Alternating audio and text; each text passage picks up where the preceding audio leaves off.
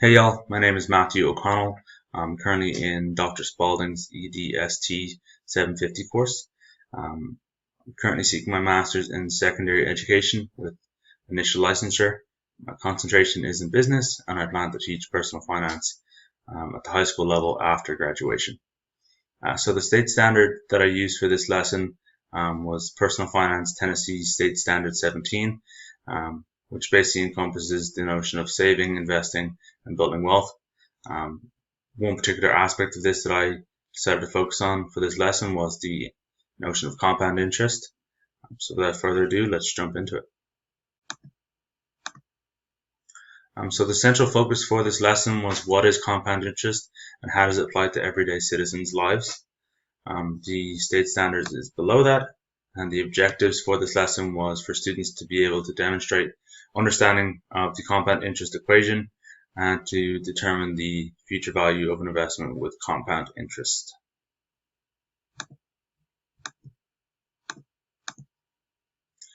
So knowledge of the students. So basically, some prerequisite skills that were needed were basic math skills such as addition and subtraction, as well as multiplication and division. Knowledge of percentages was also required, and the basic knowledge of interest and interest rates, and also the ability to read. Some of the personal, cultural, and community assets that I used was using those, basic math skills, the knowledge of percentages, and literary skills in order to aid them in determining the correct answer for this equation. Basically, there is direct math going on during this lesson, in which students will have to plug in numbers and solve for the equation. So I utilized the basic math skills with that. Some of the cultural and community assets that I used were things such as banks and credit unions to serve as environments where students can practically apply their learning. So whether that be going with the parent to go to the bank to open a bank account, or asking their parents about the various investments accounts that they have, or just saving money and calculating how much interest they would use or they would have at the end of a certain period of time. I really wanted to have the students relate back to their real world applications, and that would be the best form within a bank or a credit union. So that was my personal, cultural, and community assets. And now we will jump straight into the lesson considerations. So the lesson considerations that I used included grouping strategy. So I plan to divide students into pairs based on their academic ability in the subject area. So as the lesson is quantitative, I wanted to have students that were paired together with similar basic math skills in order to help and learn from each other.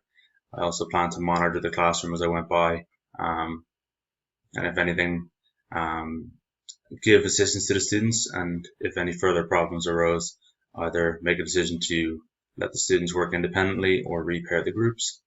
Some of the modifications I used for this lesson, or the only modification I used, was to do a simple review of simple interest and not focus so much on compound interest if a student required that.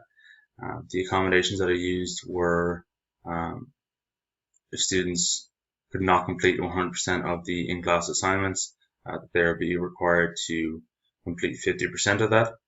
If they had a learning difficulty or had trouble reading, or did not understand the lesson completely. So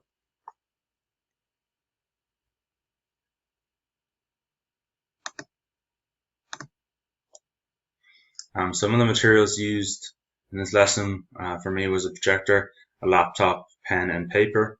For the student, it was a notebook, pen and pencil, or laptop if needed.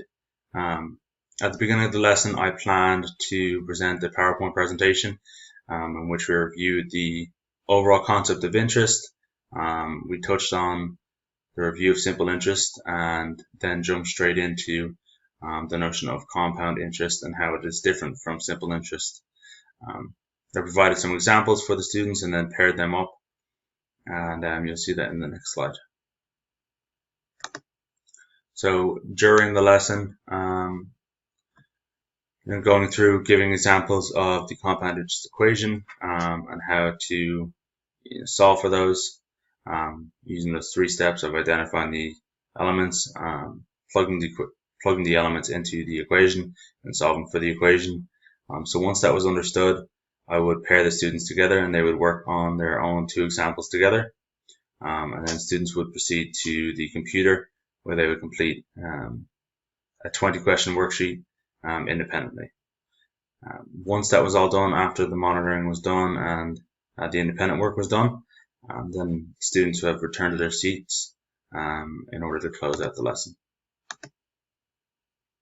So after students had returned to seats, I would restate the purpose of the lesson, the central question that we're trying to focus on, and how compound interest differs from simple interest.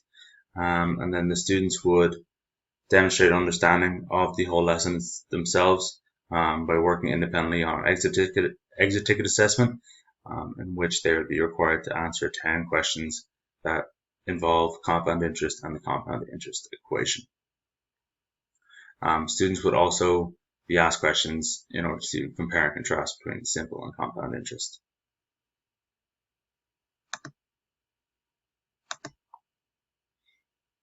So the extension activity would be a choice board activity, basically a tic-tac-toe board in which students would have to complete 3 compound interest equation questions, which would vary in difficulty whether they chose to go down vertically, diagonally, or horizontally.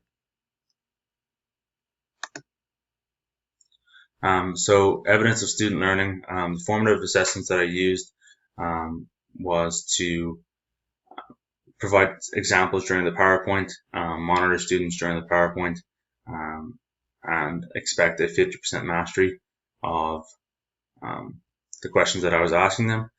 So as we went through the examples, I would ask the students to help me identify the elements and then help plug in the numbers into the equation. So I required a 50% mastery on that. I was provide feedback by correcting them if they answered incorrectly, give them feedback to support the correct answer, and then leading them to that correct answer. The modifications and accommodations that I used would be for students to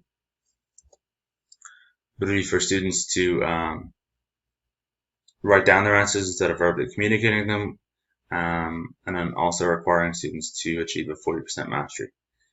Evidence of student understanding would be to give me the correct answers in order to solve the exam.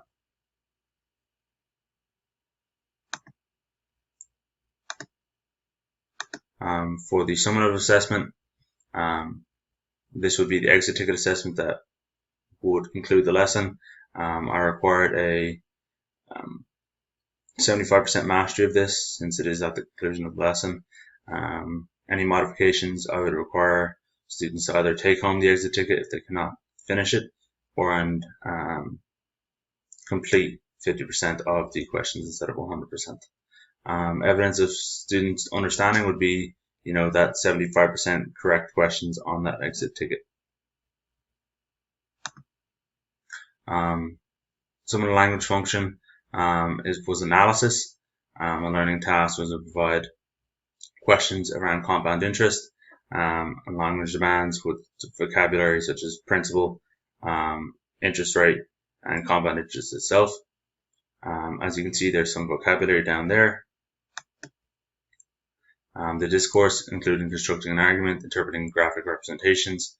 Syntax included mathematical equations and conditional sentences.